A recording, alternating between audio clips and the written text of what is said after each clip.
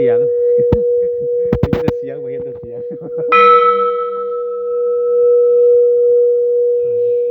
ได้ยินแต่เสียงเลยได้ยินแต่เสียงตอนนี้เสียงหมาเห่า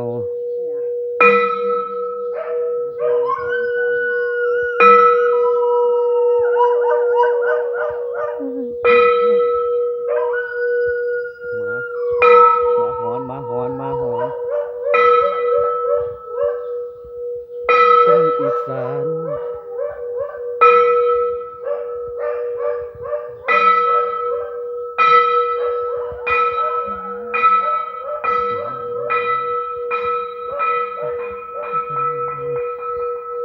หมดตึ๊ดตื้อ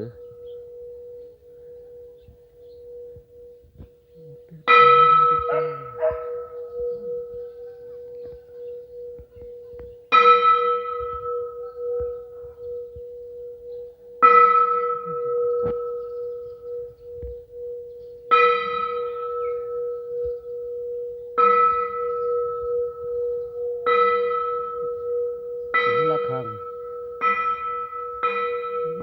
พระธาตุศิลามงคล